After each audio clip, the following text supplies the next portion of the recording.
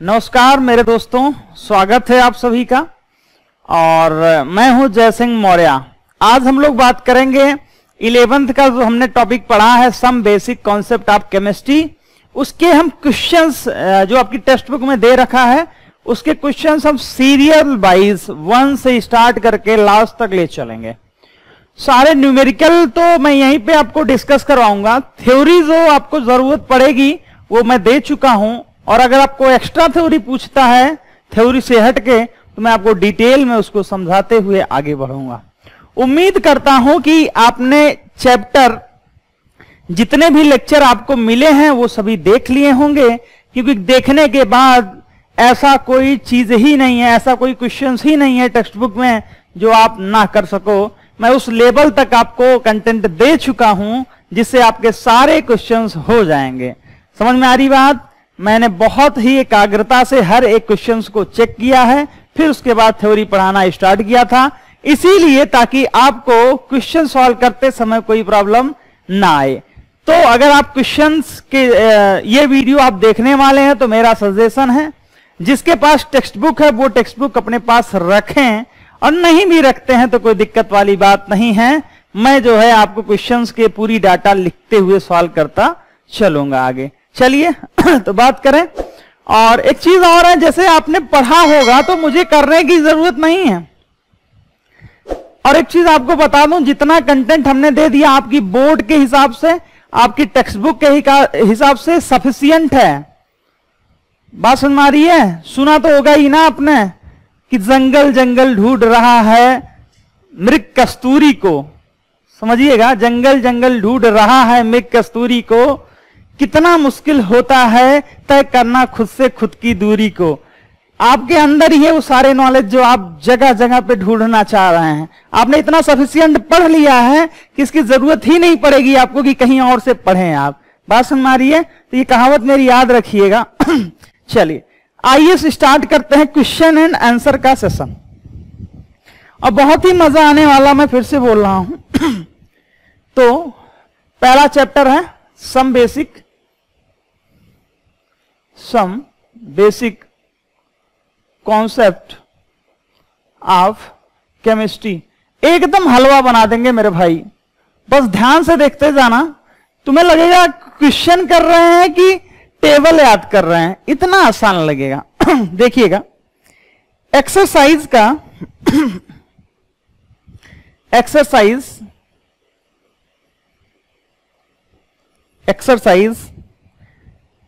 Part number 1, choose correct option.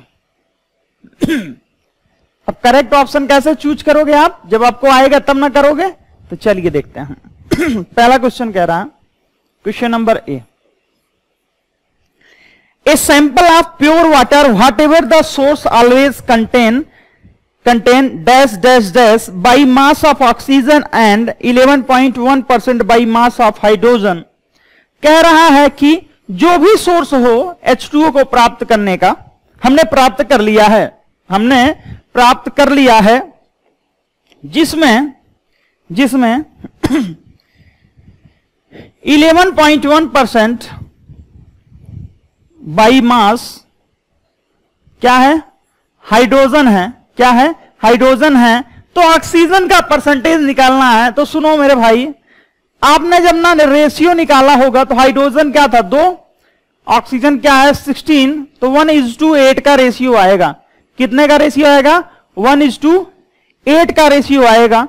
और 1:8 का ratio आएगा, या परसेंटेज निकालना चाहो मेरे भाई तो देखो 2 डिवाइडेड बाई 18।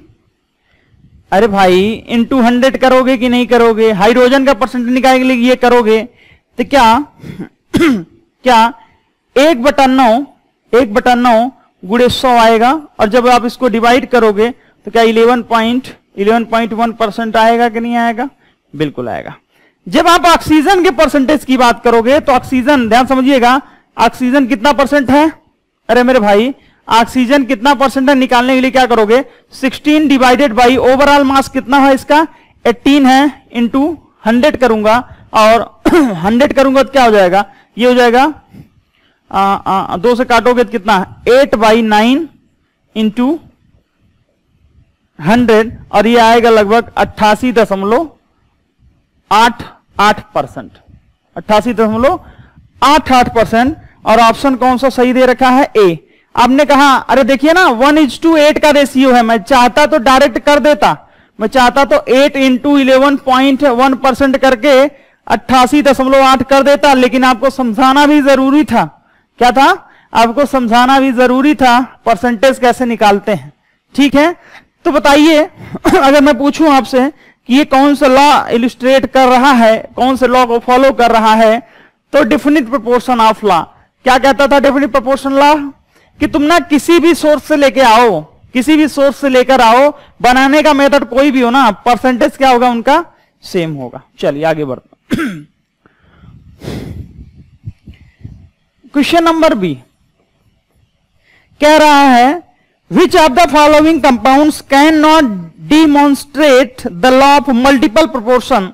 एक बात बता दूं भैया, मल्टीपल प्रोपोर्शन में आपने देखा होगा कि दो एटम मिलके क्या करते हैं? दो एटम मिलके एक से ज्यादा कंपाउंड बनाते थे और उनमें किसी एक का मास हम फिक्स कर दें तो बाकी दूसरे का जो मास का रेशियो आता था वो होल नंबर में, सिंपलेस्ट होल नंबर में आता था।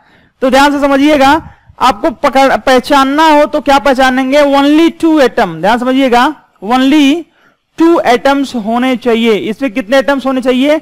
ओनली 2 एटम्स होने चाहिए। अब ऑप्शन दे रखा है NO2, क्या ये करेंगे? अभी देखता हूं मैं। दूसरा ऑप्शन दे रखा है CO2, क्या ये करेगा?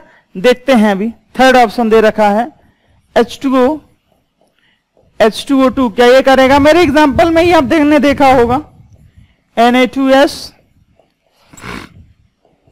NaF। तो सुनो, ये करेगा बिल्कुल। नाइट्रोजन ऑक्सीजन से मिलकर 2 कंपाउंड बना रहा करेगा, कार्बन ऑक्सीजन मिलकर 2 बना रहे हैं, हाइड्रोजन ऑक्सीजन मिलकर 2 बना रहे हैं, नाइट्रोजन सल्फर और नाइट्रोजन फ्लोरीन, इसमें कितने हो गए? 3 हो गए। देखो, सोडियम सल्फर फ्लोरीन, कितने हो गए? 3। तो ये नहीं करेगा, ये फॉलो नहीं करेगा, लॉ ऑफ मल्टीपल प्रोपोर्शन को फॉलो नहीं करेगा। ठीक है ठीक है, बिल्कुल ठीक है। थर्ड क्वेश्चन कह रहा है कि which of the following temperature will read the same value on Celsius and Fahrenheit scale. Celsius और फ़ारेनहाइट स्केल, फ़ारेनहाइट स्केल बहुत फेमस क्वेश्चन है मेरे भाई। तो ध्यान समझना, कौन सा टेम्परेचर है दोनों पर सेम होगा। हमने कहा मान लो वो टेम्परेचर x है। क्या है? x है। तुमने कहा इससे क्या होगा? इससे देखो ना क्या होगा। क्या लिखोगे आप लिखोगे F - 32/9 इक्वल टू क्या लिखोगे आप? C/5। अरे लिखोगे कि नहीं लिखोगे? याद आया? अरे याद आया, लेक्चर नंबर 2 पढ़ाया था मैंने, relation between temperature and different variable scales पढ़ा था आप लोगों ने, बिल्कुल। तो यहां पे लिखूंगा मैं x - 32 divided by 9 equal to x/5। ठीक है, क्लियर है?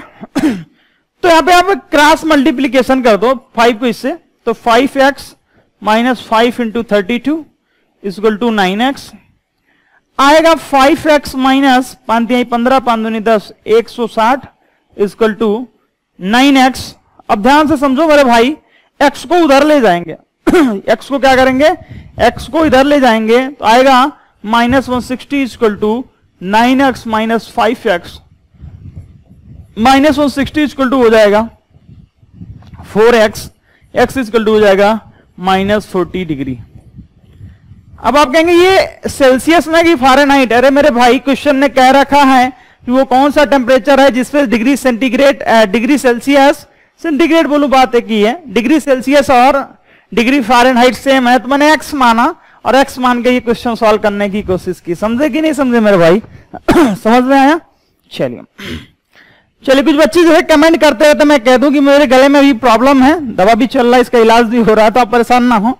किसी को डिस्ट्रैक्शन होगी तो थोड़ा सा आप एडजस्ट कीजिएगा, क्योंकि अच्छी चीजों में दाग बहुत जल्दी से लगता है, ये चीज तो आपको पता ही होगा। चलिए आगे बढ़ते हैं। क्वेश्चन नंबर 3 डी क्वेश्चन है, SI unit of quantity electric current, electric current की SI यूनिट क्या है मेरे भाई?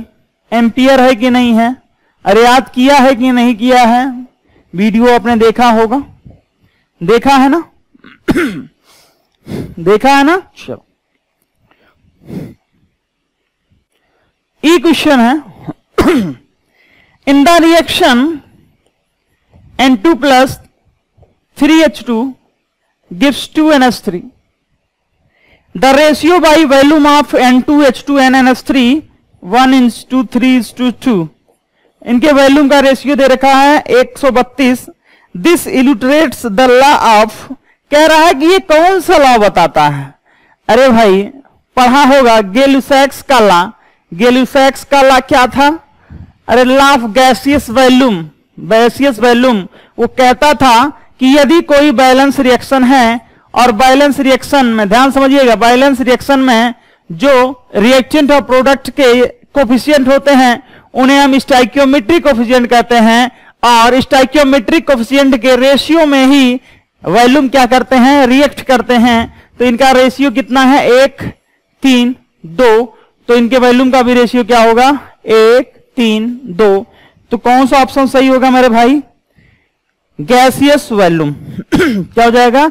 Gaseous volume. चलिए बात क्वेश्चन है, मैक्सिमम नंबर ऑफ मॉलिक्यूल्स. बेटा इतने क्वेश्चन करवा दिया हूं ना लेक्चर में, प्रीवियस लेक्चर में, कि ये सब देखते ही आप मार दोगे. लेकिन ठीक है, अपना भी तो फर्ज है ना कि आपको हर एक क्वेश्चन का सॉल्यूशन दूं. बी ऑप्शन है 2 ग्राम H2, सी ऑप्शन है 8 ग्राम O2, डी ऑप्शन है 20 ग्राम NO2. समझो मेरे भाई, मैंने आपसे बोला था कि कभी भी आपसे कुछ भी पूछे, कुछ भी गिवन हो, तो सबसे पहले क्या निकालना है? मोल निकालना है, और मोल के हिसाब से ही हम बताएंगे कि उसका आंसर कितना होने वाला है. तो देखिए, अगर मैं बात करूं सॉल्यूशन की, तो समझो मेरे भाई, इसका मोल निकालने के लिए क्या करोगे तुम? गिवन मास कितना है? 7 है इसका given mass, divided by nitrogen. Nitrogen का मोलिकुलर मास निकालना है ना. अरे N2 है तो कितना जाएगा? 28 होगा. अरे 14 होता है एक नाइट्रोजन का, तो N2 है तो क्या 28 होगा कि नहीं होगा मेरे भाई? 28 होगा तो कितना आया? 1/4 मोल आया. एक मोल में 6.022 इंटू 10⁻23 मॉलिक्यूल्स होंगे. ये चीज तो आपको पता ही होगा, जिसे हम Na से रिप्रेजेंट करते हैं. तो 1/4 मोल हो गया. तो 1/4 मोल में क्या 1/4 इंटू 6.022 इंटू 10⁻23 करेंगे? बिल्कुल करेंगे. तो मॉलिक्यूल्स की संख्या कितना आई मेरे भाई?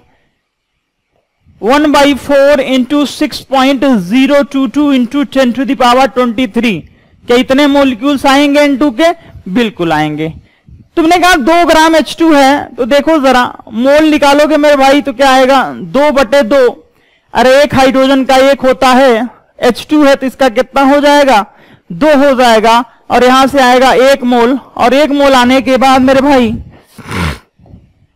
इसके मॉलिक्यूल्स की संख्या कितनी हो जाएगी? ध्यान से समझो.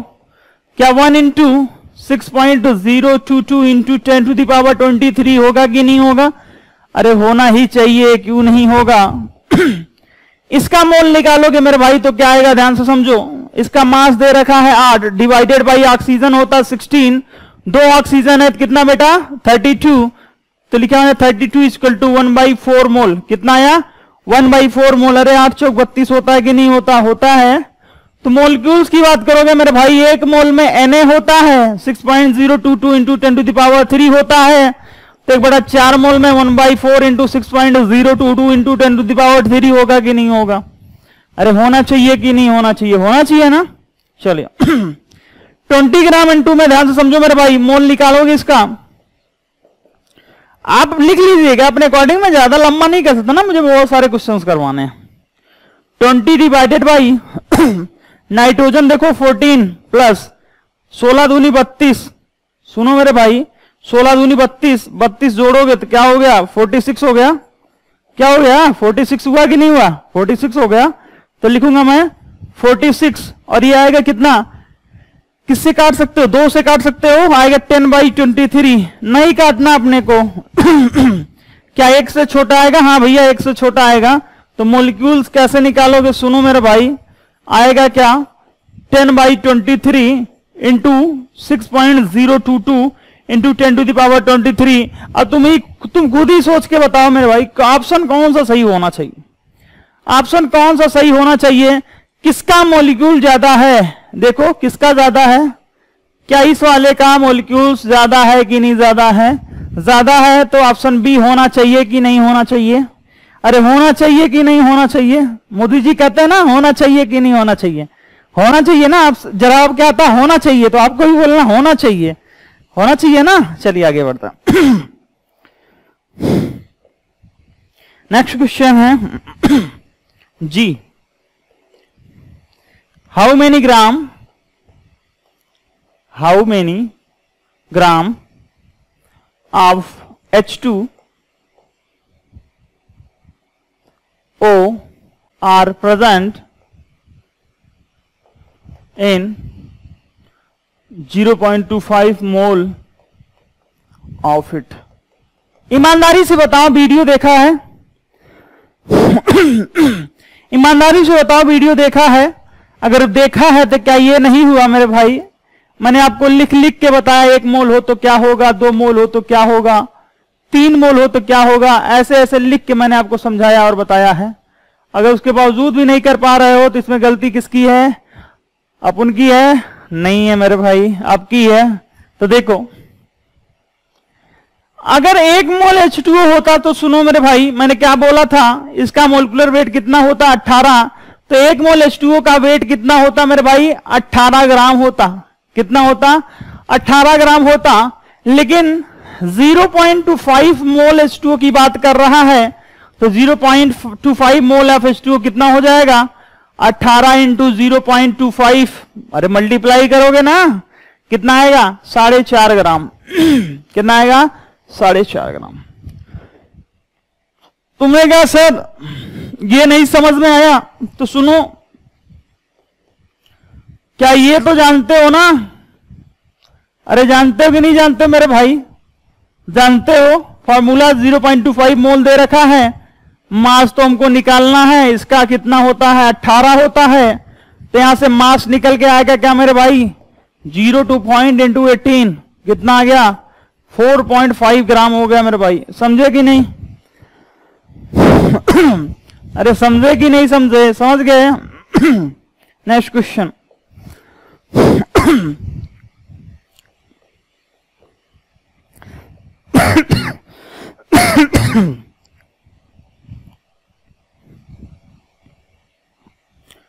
the number of molecules in 22.4 decimeter cube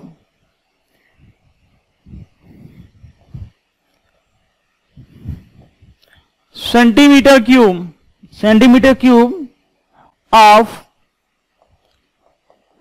nitrogen gas at STP। इस क्वेश्चन को तो करेंगे ही करेंगे मेरे भाई, सुनो लेकिन मैं आपको आज एक गजब की चीज बताता हूं, क्या बता रहा हूं ध्यान समझो। गैसियस एलिमेंट, जब आप पीरियोडिक टेबल पढ़ोगे ना मजा ही आएगा, जिससे भी पढ़ोगे तो याद आएगी मेरी, है ना गाना है ना, हर पल तेरी याद सताएगी। तो याद क्यों सताएगी, क्योंकि जो चीज मैं बता रहा हूं कोई भूलने वाले नहीं हो मेरे दोस्त, याद ही रहेगा। तो सुनो जैसे लोग कहते हैं ना कि याद जी लो जिंदगी फिर ना मिलेगी दोबारा, तो वैसे ही एक लाइन याद करना है कि ना जाने फिर कल ना हो, भाई बहुत सारे लोग सोचते हैं ना कि आज ही जिंदगी को जी लो, ना जाने कल फिर ना हो, तो हमने लिख दिया ना जाने फिर कल ना हो। भाई जिंदगी का कोई भरोसा है क्या? बिल्कुल भरोसा नहीं है। अब भरोसा नहीं है तो कोई बात नहीं। तो गैसियस एलिमेंट को याद करने के लिए ना जाने फिर कल ना हो, ना जाने को मैं एनजी से ऐसे लिख दे रहा हूं, ना जाने। अरे भाई रिप्रेजेंट कर सकता हूं एनजी से, ना जाने। फिर को क्या मैं लिख सकता हूं? एफ लिख सकता हूं। कल को क्या लिख सकता हूं? सीएल लिख सकता हूं। ना को क्या लिख सकता हूं? एन लिख सकता हूं। हो को हो, फेसबुक में लिखते हो ना, मैसेंजर में, क्या कर रहे हो, के Y A K R R A H E H O, वही वाला हो। समझे कि नहीं समझे? समझ गए? तो देखो इसका मतलब होता है नोबेल गैस।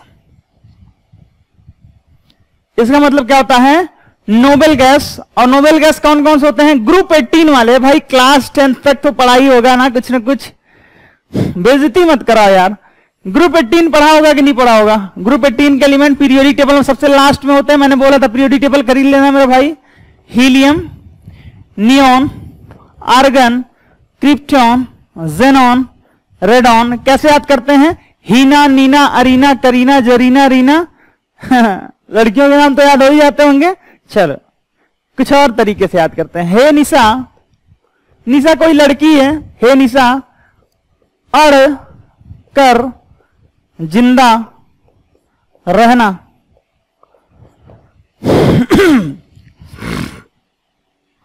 देखो तो यहां से हो जाएगा helium, neon, argon, krypton, xenon, radon. फिर से फ्लोरीन है, क्लोरीन है, नाइट्रोजन है, हाइड्रोजन है, ऑक्सीजन है। 5 इधर हो गए, 6 इधर हो गए। ये जो 6 होते हैं ना, जिसके लिए मैं बता रहा हूं, ये मोनो एटॉमिक गैस होते हैं। मोनो एटॉमिक गैस होती है। क्या होती है? मोनो एटॉमिक गैस होती है। किसी ने कहा हीलियम गैस तो क्या लिखोगे? He gas. किसी ने आर्गन गैस कहा तो क्या लिखोगे? Argon gas. लेकिन ये जो 5 होते हैं ये डाई एटॉमिक गैस होते हैं। ये कैसी होती हैं? डाई एटॉमिक गैस होती हैं। क्या होती हैं?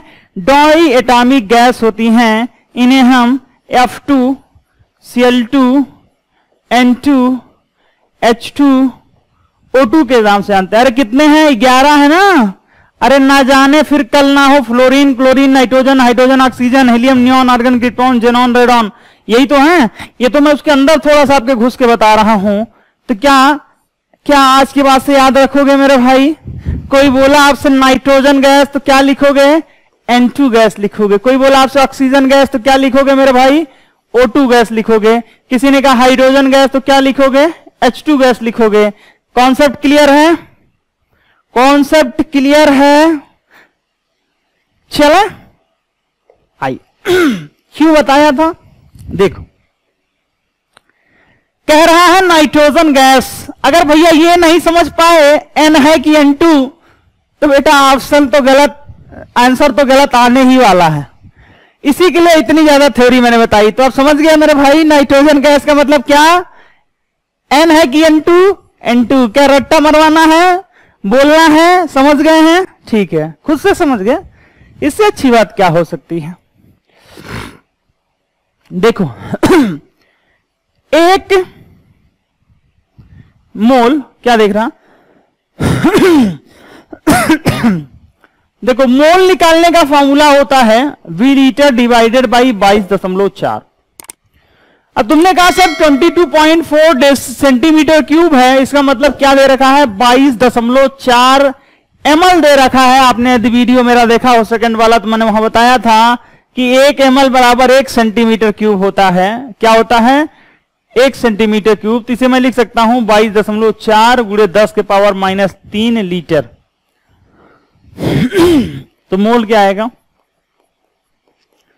22.4 गुणे 10 के पावर -3 डिवाइडेड बाई 22.4, और ये इससे उड़ा दीजिए तो क्या आएगा 10 टू द पावर -3। क्या आएगा 10 टू द पावर -3 मोल आएगा। क्या चाहिए? नंबर ऑफ मॉलिक्यूल्स इन इतना में चाहिए। तो देखो जरा मेरे भाई अगर 1 मोल होता तो 1 मोल N2 होता तो अपन क्या बोलते हैं? अपन बोलते 6.022 इंटू 10 टू द पावर। अच्छा वेट पूछता, इसमें इसका बहुत यूज तो नहीं हुआ मेरे भाई, लेकिन वेट पूछता ना तो यूज हो जाता। क्यों? अरे पूछ लेता ना द वेट इन 22 इतना तो नाइट्रोजन गैस। अरे तब तो दिक्कत होता ना, समझ रहे होगे? 23 N2 मॉलिक्यूल। ठीक है, अगर आपसे कहा 10 टू द पावर -3 मोल में है तो 6.022 into 10 to power 23 into 10 to the power -3, तो आंसर क्या हो जाएगा? 6.022 इंटू 10 टू द पावर 20। इतने मॉलिक्यूल होंगे। क्या होगा?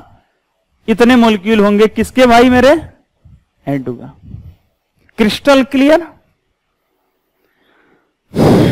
एक होता है क्लियर, एक होता है crystal clear, point two point clear.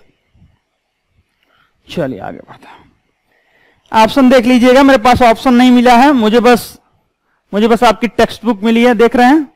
देखिएगा, क्वेश्चंस मिले आपकी टेक्स्ट बुक के, तो आप आंसर भी ला लीजिएगा आपकी टेक्स्ट बुक में, अगर दिया होगा आगे पीछे कहीं तो सही ही होगा मेरे भाई, आप खुद ही फील कर रहे होगे।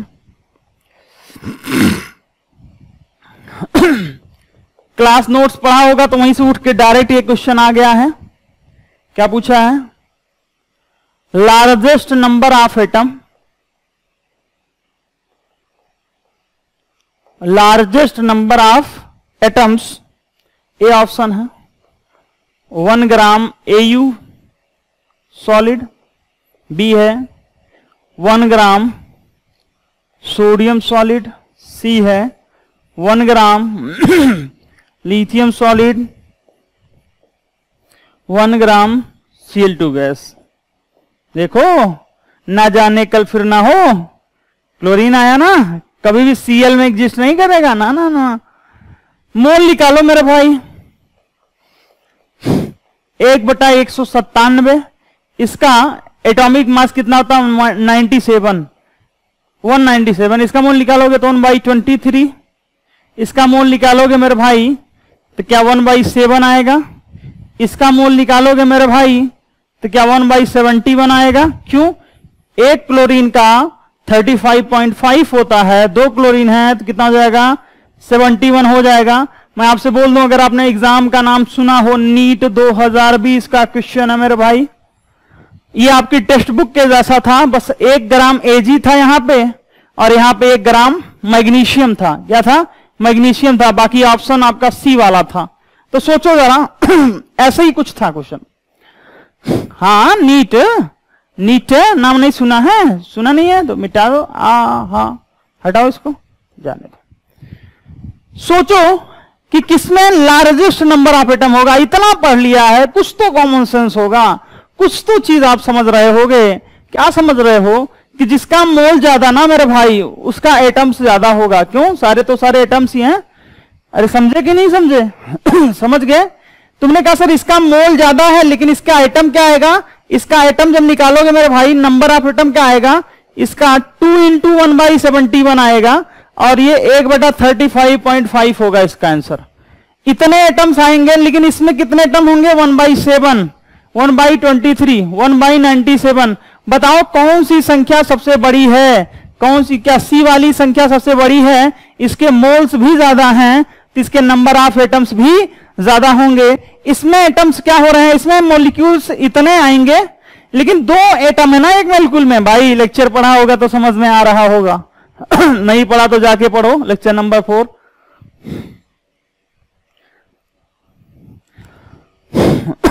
ठीक है, चलो। आई के बाद आएगा जी आई के बाद नहीं आएगा जे, उसके बाद आएगा question number 2। State and explain Avogadro's law. Avogadro's law, lecture number 4 पढ़िएगा। वहां पे हमने बताया है 1 मोल बराबर 6.022 इंटू 10⁻23 है, और अवोगाड्रो नंबर इसी को बोलते हैं। और अवोगाड्रो ने क्या कहा था कि कार्बन 12 के जितना 12 ग्राम में एटम होंगे उतने ही क्या होगा, उतने ही 1 मोल में होंगे। यही तो था लॉ ना। अरे था कि नहीं था? तो एक क्वेश्चन ये था, बी है, ध्यान समझो मेरे भाई। 12 ग्राम, हाउ मेनी, नहीं, point out the difference between 12 gram carbon and 12 you of carbon. Lecture attend किया है मेरे भाई? किया ना? मोल निकालोगे मेरे भाई कितना? 12/12 1 मोल। तो क्या बोलोगे? 6.022 इंटू 10⁻23 कार्बन एटम। कितने?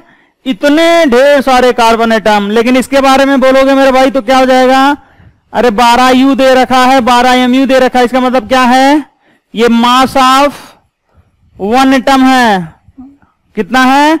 मास ऑफ 1 एटम है। मतलब अपने पास पूरे सैंपल में कितना एटम होगा? 1 एटम होगा। कितना एटम होगा मेरे भाई? 1 एटम होगा। क्लियर है?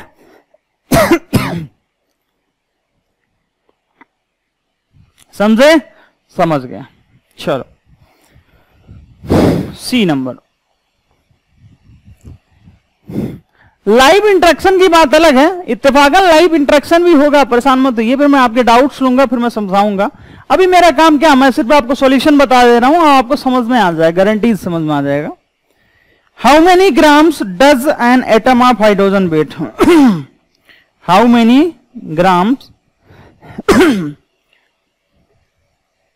Atom of hydrogen, an atom,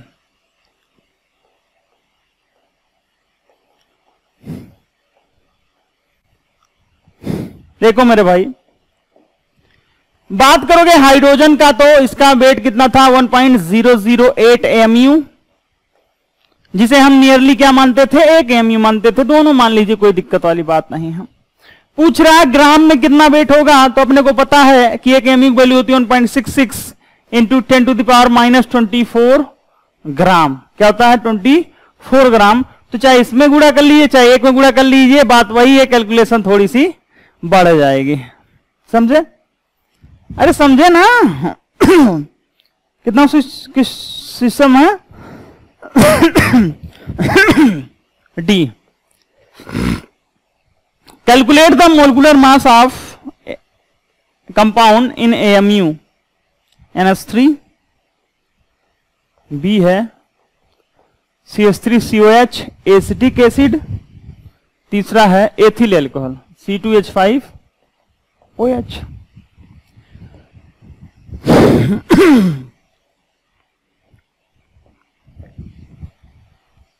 समझो, नाइट्रोजन कितना मेरे भाई? 14 प्लस हाइड्रोजन कितना? 1 गुणे 3 कितना हो गया? समझो मेरे भाई, 14 प्लस 3 कितना? 17 एमयू या फिर यू। कार्बन कितना? 12। एक हाइड्रोजन कितना? 1 गुणे 3 प्लस 12 प्लस 2 ऑक्सीजन है तो 16 गुणे 2 प्लस 1। अरे समझे कि नहीं समझे? 12 3 15 प्लस 12 प्लस 16 दूनी 32 प्लस 1 और 15 12 हो गया 27, 27 1 28, 28 प्लस 32 बराबर कितना हो गया? 60 यू। एमयू, डाल्टन, कुछ भी यूज करिए, आपकी इच्छा के ऊपर है। ठीक है। तीसरा दे रखा है C2H5OH, एक कार्बन कितना? 12, याद करवाया था ना? ठीक है। तो 2 गुणे 12 प्लस 5 गुणे 1 प्लस 16 प्लस 1, तो 24 प्लस 5 16 प्लस 17, तो 24 प्लस 7 5 12 22, कितना हो गया? 46। कितना हो गया? 46 यू। कितना हो गया? 46 यू हो गया। समझ में आ रही है बात? एकदम इत्मीनान समझिए, तब तक मैं पानी पी लेता हूं। कह रहा है कि how many particles are present in 1 mole substance, तो 1 मोल में कितने प्रेजेंट होते हैं, चिल्ला चिल्ला के बोला था 6.022 इंटू 10⁻23 पार्टिकल्स। क्या समझ में आया? ठीक है। What is the SI unit of amount of a substance? Amount of a substance, solution नहीं है मेरे पास भाई, जो आ रहा वही बता रहा हूं, समझ रहे हैं ना, मैंने दिखाया आपको। अमाउंट ऑफ ए सब्सटेंस आप मैच कराइएगा, खुद से करिएगा और समझिएगा, गलत तो होना ही नहीं है मेरे भाई। मोल ठीक है। F. What is the meant by molar volume of A gas? Molar volume of A gas, इसका मतलब क्या है, आइए समझते हैं। इसका मतलब क्या है कि एसटीपी या एनटीपी पे किसी भी गैस का अगर तुम 1 मोल लेते हो तो वो 22.4 लीटर, कितना, 22.4 लीटर, कोई भी 1 मोल गैस ले लो तो उसका वॉल्यूम कितना हो जाएगा, 22.4 लीटर उसका वॉल्यूम होगा, जिसे हम 22.4 डेसीमीटर क्यूब भी लिख सकते हैं। तो इतना सा मतलब है, किसी भी गैस के मोलर वॉल्यूम का मतलब क्या है कि 22.4 लीटर। नेक्स्ट है जी, हो गया एच। क्या है, व्हाट इज द, मैंने state the, explain the law of conservation of mass. अरे मेरे भाई वीडियो जाके देखो, वीडियो जाके देखो ना, समझ में आएगा, पूरा डिटेल में पढ़ाया मैंने, फिर भी बता दे रहा हूं। किसी भी रिएक्शन में लेवोजियर, एक साइंटिस्ट थे एंटोनी लेवोजियर, उन्होंने कहा था किसी भी रिएक्शन में रिएक्शन से पहले जितना मास होता है रिएक्शन के बाद भी उतना मास होगा। समझे कि नहीं समझे? बीच में गुल्लू गुल्लू नहीं कर सकते आप, समझे ना? चलो आगे बढ़े। State the law of multiple proportion. किन्हीं भी दो एटम को मिला के ढेर सारे कंपाउंड बनाओ, उन कंपाउंड्स में से किसी एक का मास फिक्स कर दो, रेशियो निकाल लो और किसी एक को फिक्स कर दो, बाकी के रेशियो कैसे आएंगे, सिंपल आएंगे और होल नंबर आएंगे। ठीक है, चलो। थर्ड क्वेश्चन,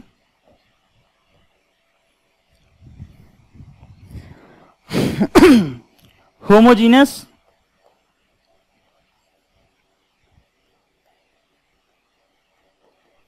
एग्जाम्पल देना है।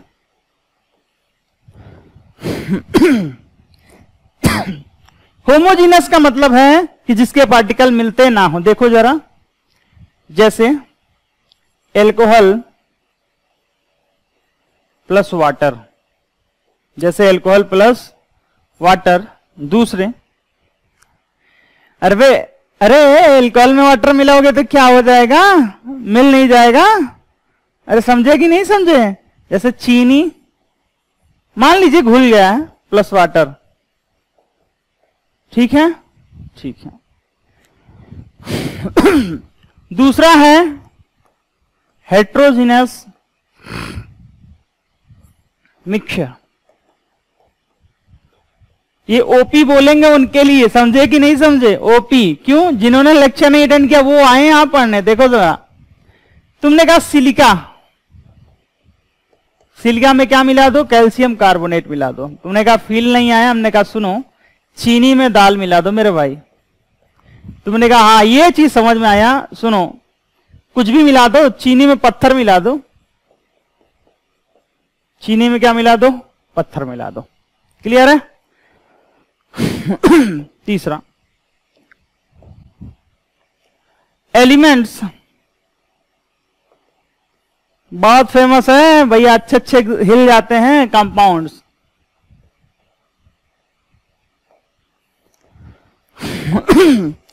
अब मैं एक इंडिया के बहुत वीआईपी एग्जाम का एग्जांपल लेता हूं, नाम तो नहीं बताऊंगा मैं। पूछा था कौन एलिमेंट नहीं है, तो ध्यान समझिएगा। दिया था option graphite,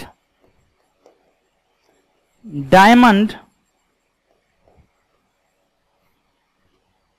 ozone, silica.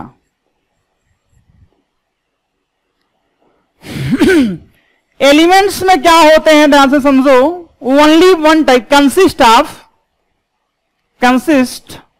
Of only one type of atom, केवल एक ही प्रकार के एटम होते हैं। अब जरूरी थोड़ी ना है कि एक ही प्रकार के एटम है तो एक एटम हो, ऐसा थोड़ी ना थ्योरी में बोला है कि एक एटम होने चाहिए, दो एटम होने चाहिए। आपकी इच्छा है, कितने भी एटम ले सकते हो मेरे भाई। ग्रेफाइट में carbon carbon carbon carbon carbon ढेर सारे बॉन्ड, डायमंड में कार्बन कार्बन कार्बन कार्बन ढेर सारे बॉन्ड, तो ये तो होने ही होने हैं एलिमेंट। रही बात ओजोन की, तो ओजोन क्या होता है, ट्राई ऑक्साइड, अरे भाई O3 होता कि नहीं होता, तो O3 में क्या ऑक्सीजन ऑक्सीजन ऑक्सीजन है ना, तो ये भी एलिमेंट होता।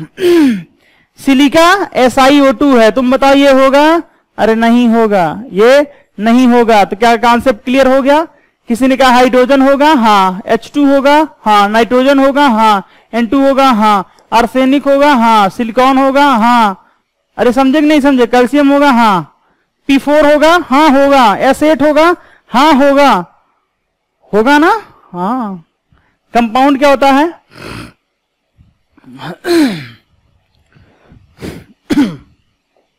ध्यान समझो, 2 आर मोर देन 2 टाइप्स, एक, दो या दो से ज्यादा प्रकार के लोग मिले, जैसे SO2, हाँ हाँ है। CO2, हाँ है। NaCl, हाँ है भाई। KBr, हाँ है। अरे समझे कि नहीं समझे, समझ गए ना, ठीक है। चलिए आगे बढ़, आइए यहां से देखेंगे हम लोग जो सॉल्व प्रॉब्लम्स करके जो न्यूमेरिकल्स दे रखा है उनको सॉल्व करने की कोशिश करेंगे। चलिए क्वेश्चन है 4th का A, what is the ratio of molecules in 1 mole NH3, 1 mole NH3 and 1 mole HNO3, nitric acid नाम है इसका। तो देखो मॉलिक्यूल्स क्या होंगे, मॉलिक्यूल्स कहता है कि जितने मोल उतने में 6.022 इंटू 10⁻23 से गुणा कर देते हैं। तो इसके मॉलिक्यूल्स कितने होंगे मेरे भाई, 1 इंटू 6.022 इंटू 10⁻23 होंगे। इसके मॉलिक्यूल्स कितने होंगे, 1 इंटू 6.022 इंटू 10⁻23 होंगे। आप देख के भी बता सकते थे बट मैंने लिख दिया। अब इनका रेशियो निकालो मेरे भाई, तो क्या हो जाएगा, 1:1 होगा कि नहीं होगा। तो तुमने कहा सर अगर मॉलिक्यूल्स का मोल पता है ना तो हमें रेशियो निकालने में कोई दिक्कत नहीं होने वाली है। कोई भी दिक्कत नहीं होने वाली है, ठीक है। चलो बी क्वेश्चन है, क्या है, calculate number of moles hydrogen in 0.448 litre of hydrogen gas. अच्छा हाइड्रोजन गैस लिखा, मैं H2 क्यों लिखूं, क्वेश्चन तो टफ तभी होगा ना जाने कल फिर ना हो। हाइड्रोजन गैस एट ST पूछा है, calculate number of moles, moles निकालना है। बी लीटर डिवाइडेड बाई 22.4 मेरे भाई, 0.448 डिवाइडेड बाई 22.4 हो गया। उड़ा दो, उड़ा दूंगा, अरे उड़ा दो ना, कितना आएगा 50 नहीं आएगा, 1/50। देखो मैं 44.8 इंटू 10⁻⁻2 भी तो लिख सकता हूं, डिवाइडेड बाई 22.4, और ये हो जाएगा, उड़ा दो तो 2 × 10⁻⁻2 हो गया, जिसे हम 0.02 भी लिख सकते हैं। देखो कैलकुलेशन है, कुछ है थोड़ी ना इसमें। B C, the mass of an atom of hydrogen, hydrogen का एक एटम का मास दे रखा 1.008 U, ठीक है, वैसे एक ही दे देना चाहिए था, कोई जरूरी थोड़ी है। तो कह रहा है what is the mass of 18 atoms of hydrogen, 18 atoms of hydrogen. अरे भाई एक एटम का इतना मास है तो 18 का क्या गुणा नहीं कर दोगे? 1.008, 18 गुणे 18, 18.144 यू। समझे कि नहीं समझे? समझ गए?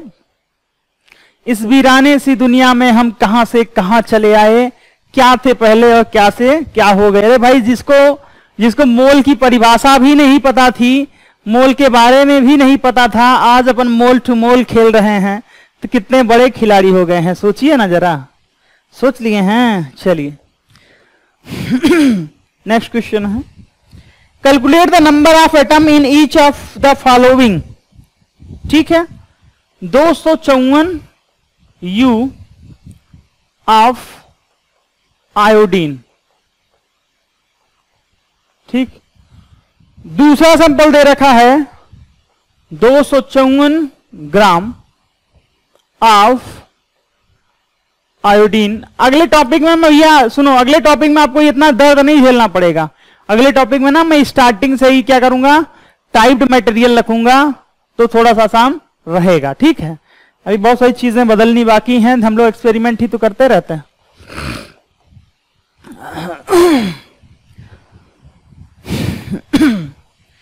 तो सुनो यारो मेरी कहानी।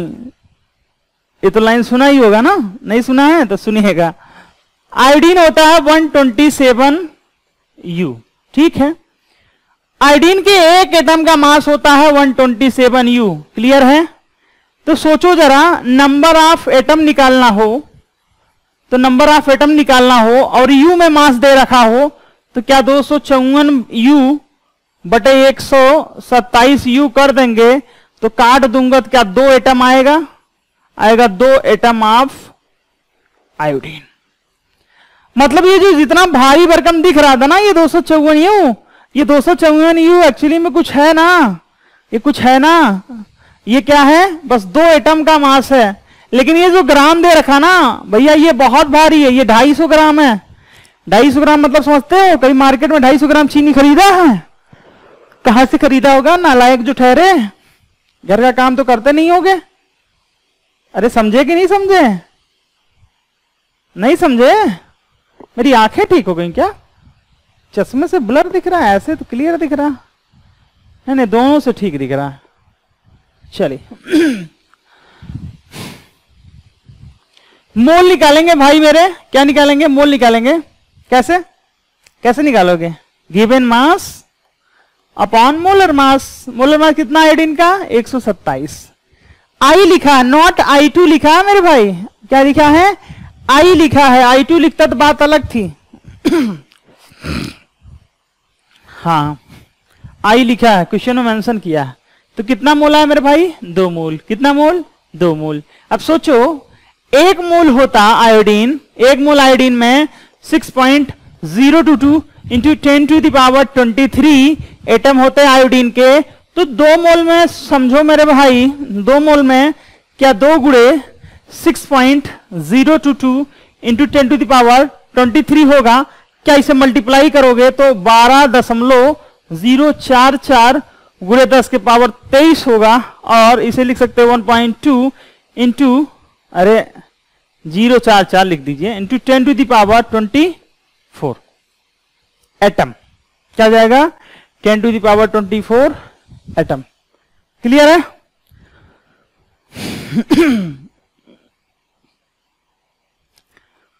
ठीक है, चलो ई वाला पार्ट करते हैं। A student used a carbon pencil to write his homework. The mass of this was found to be 5 milligram.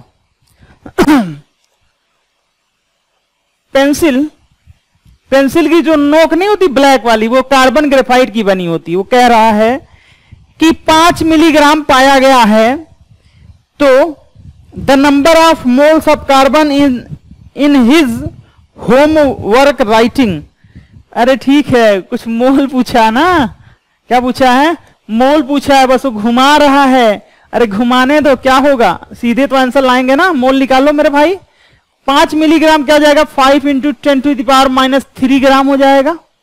अरे होगा। जब मोल निकालोगे मेरे दोस्त तो क्या लिखोगे? मास लिखोगे 5 × 10⁻³ डिवाइडेड बाई 12 लिखोगे। अब जब इसको काटोगे मेरे दोस्त कितना आने वाला, ध्यान समझो। इसको काटोगे तो 12 × 48 0.41 6 × 10⁻³ मोल आएगा। और जब इसे और अच्छे से लिखोगे तो आएगा 4.16 10। अरे भाई क्या कर दो भाई, 10 से गुणा भाग कर दो। 10 से गुणा करोगे 4.16 हो जाएगा, इंटू 10⁻⁴ मोल हो जाएगा। ठीक है। इसी का दूसरा पार्ट कह रहा है the number of carbon atom in 12 milligram is of his homework writing. कह रहा है कि 12 मिलीग्राम में यदि उसका होमवर्क कंप्लीट होता है तो बताओ कितने कार्बन एटम होंगे, कितने कार्बन एटम होंगे। तो 12 मास का मतलब मेरे दोस्त क्या हो गया? 12 × 10⁻³ ग्राम हो गया। और आपको पता है मोल निकालते समय हम क्या यूज करेंगे? Given mass divided by molar mass करेंगे और डिवाइडेड बाई 12 करेंगे तो आएगा 10⁻³ मोल। क्या आएगा? 10⁻³ मोल। एक मोल में 6.022 इंटू 10⁻23 कार्बन एटम होंगे। अरे होंगे कि नहीं होंगे? तो 10⁻³ मोल में कितने एटम होने चाहिए?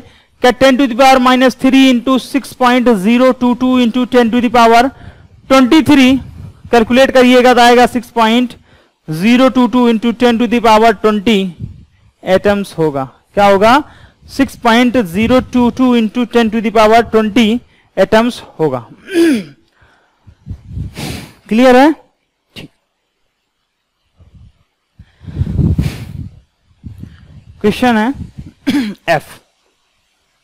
एफ क्या है? Arjun purchased 250 gram of glucose 250 gram glucose कितने रुपए में? 40। ठीक है। Find the cost of glucose पर मोल।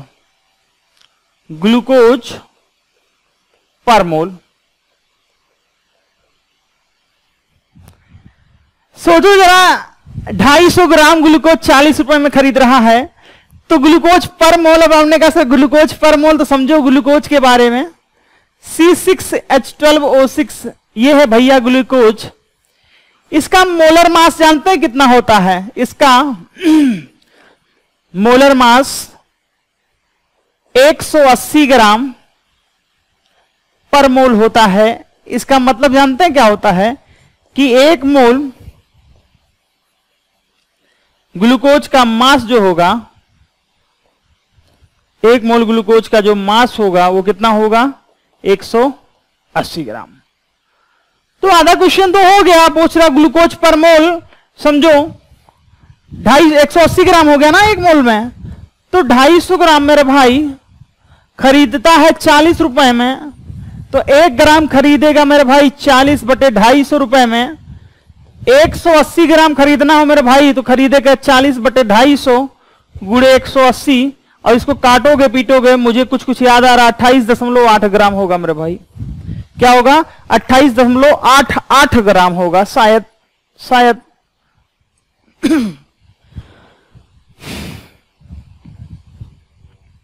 ठीक है, ठीक है, आगे बढ़े।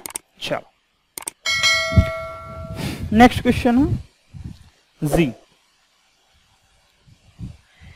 कह रहा है बोरान के 2 आइसोटोप्स हैं। ध्यान समझो मेरे भाई, क्लास में करवाया हुआ है मैंने। एक 19.60% है, एक 80.40% है। इसका एटॉमिक मास 10.13 है, इसका एटॉमिक मास 11.009 है। Then calculate average atomic mass. समझो मेरे भाई, क्लास में करवाया हुआ है मैंने कई एग्जाम्पल के माध्यम से क्लोरीन लिया था, बोरान लिया था, नियोन लिया था। अरे समझे कि नहीं समझे मेरे भाई, समझ गए? चलो, एवरेज एटॉमिक मास निकालना है तो क्या लिखोगे? आइसोटोप्स, किसी एक आइसोटोप्स का क्या लिख लो? एटॉमिक मास गुणे उसका परसेंटेज। मैं ऊपर वाले से कैलकुलेट कर रहा हूं। 10.13 into 19.60 plus 80.40 into 11.009 whole divided by कितना हो जाएगा? 100%। जो इसको कैलकुलेट करोगे तो यह आएगा 1081 डिवाइडेड बाई 100 और आएगा कैलकुलेट होके 10.81। ये आप कैलकुलेट कर लीजिएगा। कैलकुलेट करके यही आने वाला है, और नहीं भी कर पा रहे हैं तो गुणा भाग करना जानते ही होंगे, कर लीजिएगा। Use calculator, use calculator. चला एच,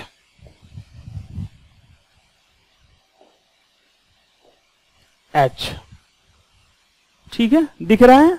हाँ दिख रहा, थोड़ा हल्का दिख रहा होगा, कोई बात नहीं। चल, convert the following degree Celsius temperature two degree Fahrenheit. 40 degree centigrade को चेंज करना है और 30 डिग्री सेंटीग्रेड को चेंज करना है, किसमें? डिग्री फ़ारेनहाइट में। तो सुनो मेरे भाई, क्या करोगे? सुनो सुनो तो जरा, फार्मूला लगाओगे क्या? F माइनस 32/9 बराबर F माइनस 32/9 बराबर क्या हो जाएगा? C/5। C/5 क्या बोर्ड पे सही दिखता है कि नहीं दिखता है? मुझे तो नहीं लगता दिखता होगा। ये थोड़ा सा फोकस मार रहा होगा ना, कोई बात नहीं। चलो, F माइनस 32 बराबर 9 इंटू सी की वैल्यू कितनी रखोगे? 40। 40/5। अरे भाई इसको इसमें मल्टीप्लाई कर दिया ना, तो ये हो गया क्या? 8, 72। तो F माइनस 32 बरा क्या हो गया? 72। F बराबर हो गया 104। सुने होंगे ना, डॉक्टर के पास जाते होंगे, डॉक्टर कहता होगा 104 डिग्री बुखार चढ़ा है तुमको। इसका मतलब कितना डिग्री सेल्सियस है? 40। 104 डिग्री सेंटीग्रेड नहीं, उबल जाएगा आदमी। 104 डिग्री फ़ारेनहाइट डॉक्टर बोलता है। समझे कि नहीं समझे मेरे भाई? तो F माइनस 32/9 बराबर क्या 30/5 लिख दूं? हाँ, तो F माइनस 32 बराबर क्या हो जाएगा? 9 गुणे 30/5। 5 उड़ाओगे तो क्या आएगा? 6। 6 9 54। तो F माइनस 32 बराबर क्या हो जाएगा? 54। तो F बराबर क्या हो जाएगा? 86 डिग्री फ़ारेनहाइट। अरे F निकाल लें तो डिग्री फ़ारेनहाइट में ही होगा। कोई कंफ्यूजन? कोई कंफ्यूजन नहीं है? आगे बढ़ते हैं। I, calculate the number of moles and molecules of acetic acid in 22 gram of it. 22 gram acetic acid, कितना? 22 gram acetic acid. 22 gram acetic acid. Moles निकालना है, मोलिक्यूल्स।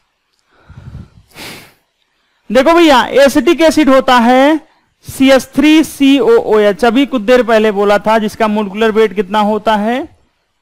60। कितना होता है? 60।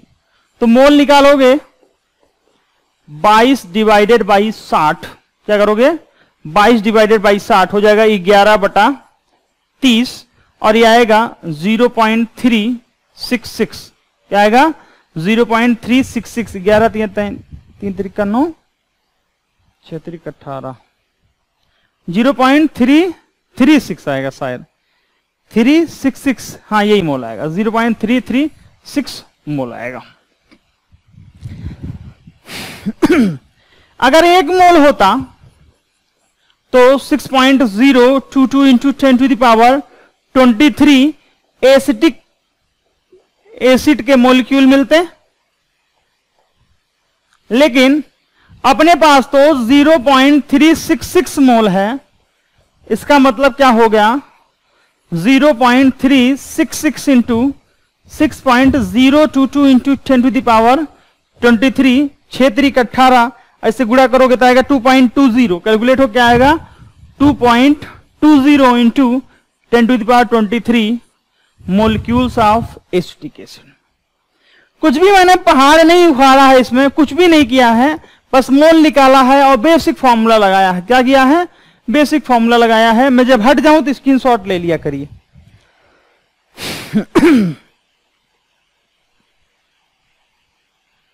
ठीक, चलिए, जे है 24 gram of carbon react with some oxygen to make 88 gram of carbon dioxide. Find out how much oxygen must have been used. ठीक है, कार्बन और ऑक्सीजन मिलके क्या बना रहे हैं, कार्बन डाइऑक्साइड।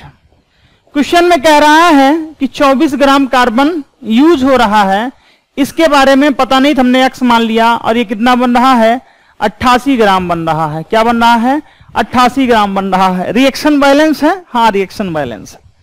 तो क्या लगा दो, लॉ ऑफ मास कंजर्वेशन लगा दो। रिएक्शन से पहले रिएक्शन के बाद, मतलब रिएक्टेंट का मास बराबर प्रोडक्ट का मास। अगर रिएक्शन 100% कंप्लीट हो रहा है तो क्या लिखोगे, 24 प्लस एक्स बराबर 88, तो एक्स बराबर क्या हो जाएगा, 64 ग्राम। क्या हो जाएगा, 64 ग्राम हो जाएगा।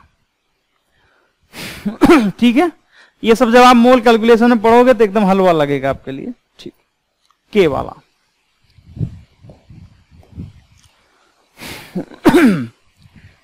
के है, calculate the number of atoms in each of the following average atomic mass. Number of atom निकालना, कैलकुलेट नंबर ऑफ एटम्स। पहला ऑप्शन है 0.4 मोल नाइट्रोजन, दूसरा ऑप्शन है 1.6 ग्राम सल्फर। नंबर ऑफ एटम निकालना है तो सुनो, 24, ठीक है। अब जो बच्चे कंफ्यूज होते हैं ना कि सर देखो नाइट्रोजन तो यहां भी आया, यहां एन है कि N2। सुनो मेरे भाई, नाइट्रोजन गैस थोड़ी ना बोला है, नाइट्रोजन बोला। क्या बोला है, नाइट्रोजन। नाइट्रोजन मतलब एन, नाइट्रोजन एटम मतलब एन, नाइट्रोजन मॉलिक्यूल मतलब N2, नाइट्रोजन गैस मतलब N2। ना समझे, अरे ना समझे, देखो समझाता हूं। पहले वाले को सवाल करें, अगर 1 मोल नाइट्रोजन होता मेरे भाई, क्या 6.022 into 10 to the power 23 nitrogen atom होता? अरे होता कि नहीं होता, होता। अब तुमने कहा कि सर नहीं, 0.4 मोल नाइट्रोजन है मेरे पास, तो मजबूरी हो गई है 0.4 into 6.022 into 10 to the power 23, और हो जाएगा 2.4, 4 दूनी 8, 0, 8 8 गुणे 10 के पावर 23 नाइट्रोजन एटम। 1 मोल में उतने हैं तो 0.4 मोल में कितने हो जाएंगे, इतने हो जाएंगे। क्लियर है।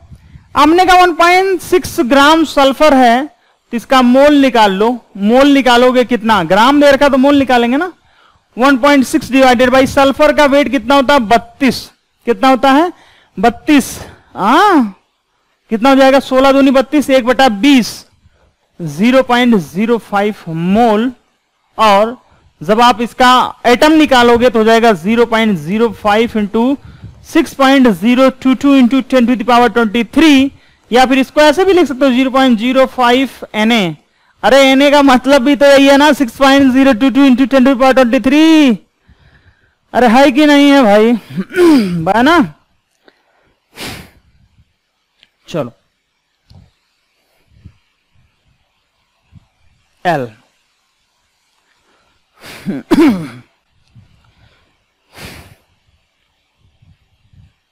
कह रहा है कि एक मेटल को जलाया जाता है, मेटल ऑक्साइड बनता है। क्या बनता है? मेटल ऑक्साइड बनता है 2 ग्राम। क्या? 2 ग्राम मेटल को जलाते हैं तो 3.2 ग्राम मेटल ऑक्साइड बनता है। The same metal heated and the same metal heated in some metal heated in steam to give metal oxide कितना 1.42 ग्राम 1.42 ग्राम दे रहा कितना 2.27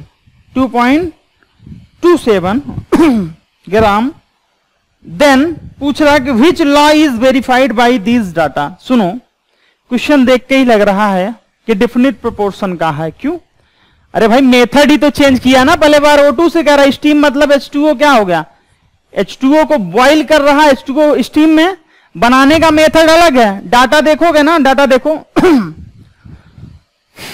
2 ग्राम से 3.2 ग्राम आ रहा है। देखो 2 ग्राम से 3.2 ग्राम आ रहा है तो 1 ग्राम से क्या आएगा 1.6 ग्राम आएगा।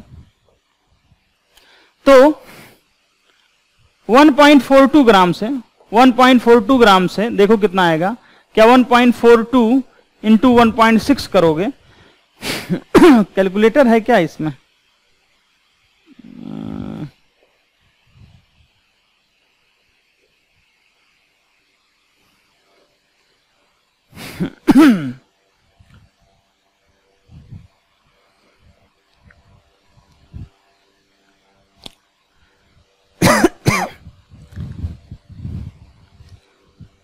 जाने दो। तो ये गुणा करोगे 16 के 16, 16 चौके 64, 6 6 22, तो आएगा 2.27 ग्राम। क्या आएगा?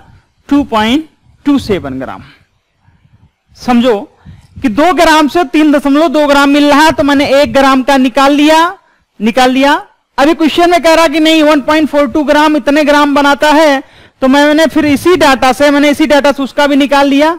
क्या मेटल और मेटल ऑक्साइड का रेशियो समान रहा कि नहीं रहा? अरे रहा ना। अगर भाई 1.42 ग्राम से अगर 2.27 ग्राम नहीं आता, इसका मतलब ये फॉलो नहीं कर रहा है। तो ये कौन सा रूल फॉलो करेगा? डेफिनिट प्रोपोर्शन का। कौन सा? डेफिनिट या कांस्टेंट प्रोपोर्शन का। क्या कहता था? किसी भी मेथड से बनाओ, कहीं से भी बनाओ, उनका प्राप्त होने वाले का रेशियो क्या होगा? सेम रहेगा। मेटल और मेटल ऑक्साइड का रेशियो क्या रहेगा? सेम रहेगा। ठीक है। इसमें क्वेश्चन हो सकता है, इसलिए थ्योरी पढ़ लीजिएगा। एम क्वेश्चन करवाया है एसीटेल्डिहाइड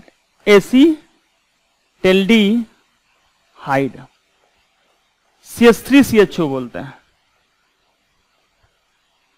ठीक। कितना दे रखा है इसका? 2 मोल दे रखा। कितना दे रखा है? 2 मोल दे रखा। क्या निकालना है? Number of moles of carbon, number of moles of hydrogen, number of moles of oxygen, number of molecules of acetaldehyde.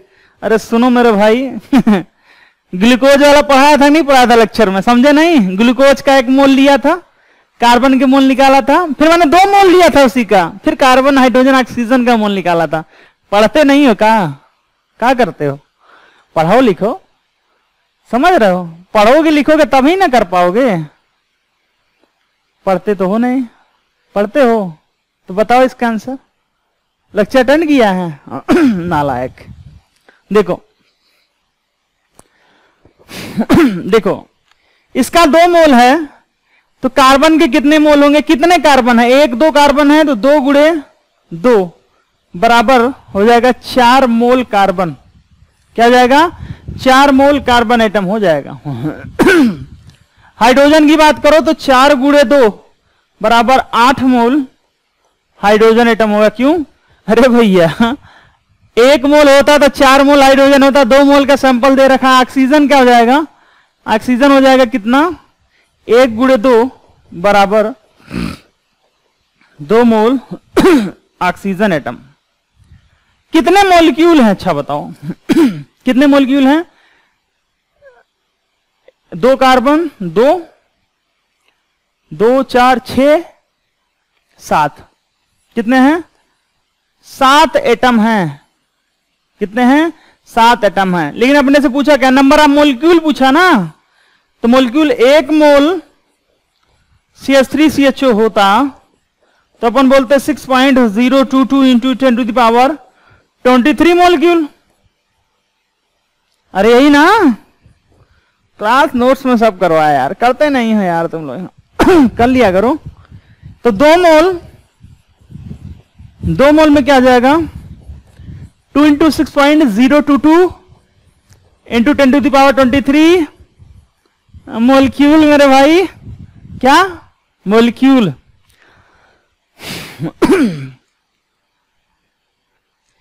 समझ गए? ठीक, आंसर आ गया भाई। N।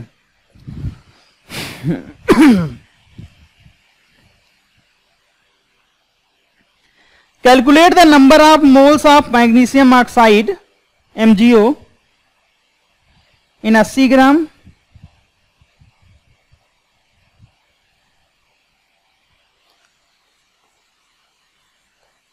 ये MgO है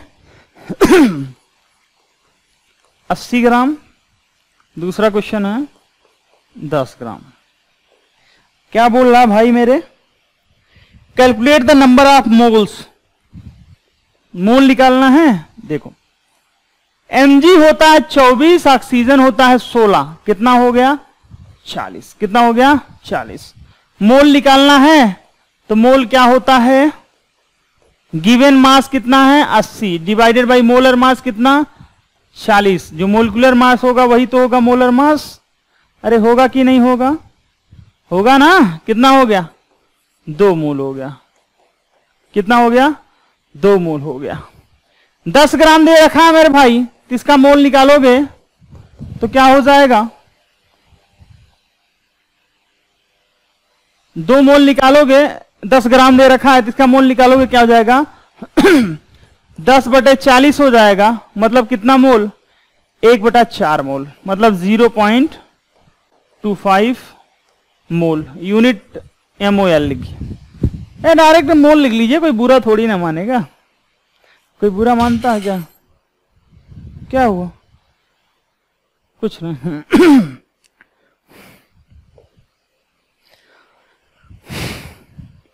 what is volume of O number है। देखो भैया O नंबर पहुंच गए हम लोग। What is volume of carbon dioxide CO2 का। What is volume of carbon dioxide CO2 occupying by 5 मोल। पहला क्वेश्चन है 5 मोल। दूसरा है 0.5 mole of CO2 gas, 0.5 mole.